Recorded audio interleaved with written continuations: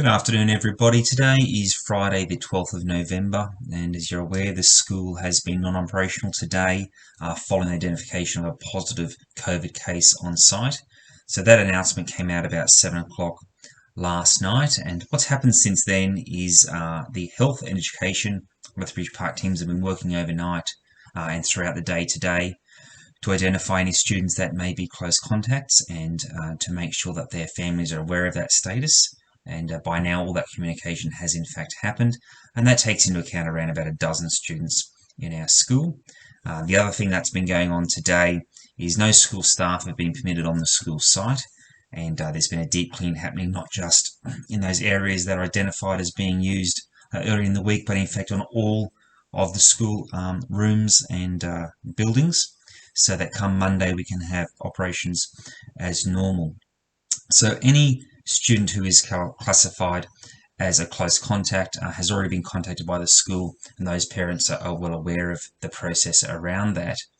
For the rest of the community, there is a letter that will be going home. It is addressed to each family, but I'm conscious that given it's Friday afternoon, by the time it gets home, it's going to be well into next week.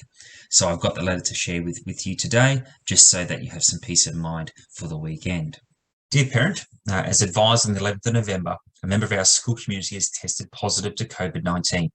Your child has not been identified as a contact of the confirmed case and is therefore not required to be tested or to isolate. However, please be mindful of symptoms such as fever, cough, sore throat, shortness of breath, runny nose, loss of smell or taste, muscle, joint or pains, diarrhea, nausea, vomiting, or extreme tiredness. If your child develops any of these symptoms, please go to a COVID-19 testing clinic, and the details are below, and call the school to let us know. Keep your child at home until you receive confirmation that the test is negative and their symptoms have been resolved, whichever is the longer. You can find the details of your nearest testing clinic here. Advice and resources are available on the New South Wales Health website, including further information about COVID-19, and additional resources are available on the New South Wales Government website. If you require an interpreter, please contact the telephone interpreter service on 131 450 and ask for an interpreter in your language. You will not be charged for the service. The safety and well-being of our staff and students is paramount at all times. As such, we will continue to work closely with New South Wales Health to ensure that all necessary health advice is closely followed. While we recognise that this can be disruptive and inconvenient for many families, it's important we follow the New South Wales Health advice and take all necessary precautions to minimise the risk of further transmission within the community. Yours sincerely, Luke Abbott. So certainly today our systems have been tested, and we found that the measures we've got in place have protected staff, student and community at our school fairly well, which we're pleased about, and the contact tracing process was fairly simple from our end due to the way that we'd approach everything at school.